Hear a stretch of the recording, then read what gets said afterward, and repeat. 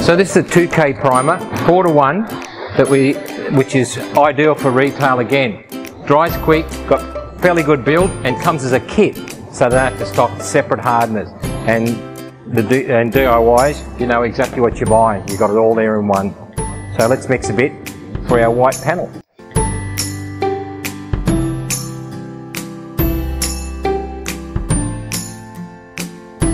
The beauty of using these mixing cups is that they're already marked 2:1, 4:1, whatever, and they're quite cheap. So I recommend that even for do-it-yourselfers, you still use these cups. So we've got the primer in there. We're mixing this 4:1.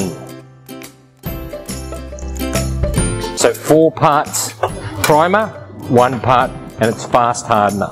And because we're doing repairs, you can put up to 10% thinner in this, but because we're going over those repairs, I don't think we'll put any thinner at all. It's nice consistency. That'll give us a good build. We've done the repairs on this, and then we finished them off with 240, run around the edge with 320, and then we even feathered out more with the grey Scotch Brite. Got the MS100 4:1 primer. We'll just spot prime those areas, and then we'll sand the whole guard, and we'll paint the whole guard in the 2K.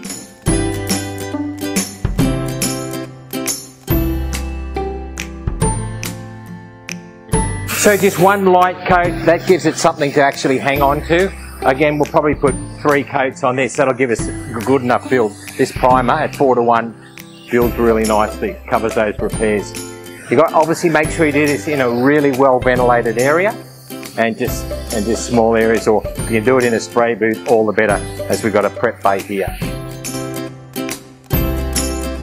Here we go with our second coat of MS100 primer.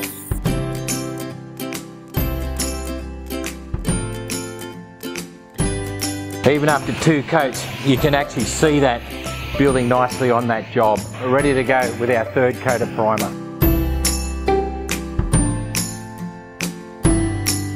After the 2K primer is dried on this guard, we'll just put a powdered guide coat over the repaired areas. And what that does is that we can actually see when we sand it, it'll bring up any imperfections. Because these repairs were fairly smooth, we just need to sand this with 240 dry on a block.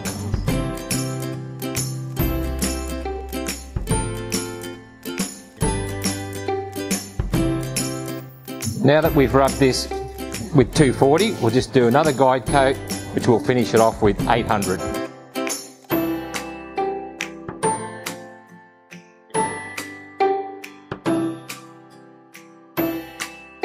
Don't forget, wax and grease again, because we've been touching that panel, sanding the panel.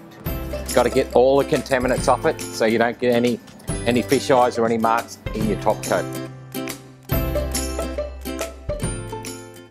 Make sure you wipe every little bit of that off so there's no residue left at all. And that's really good. When you inspect that panel, the Scotch Brite has taken all the gloss off the white.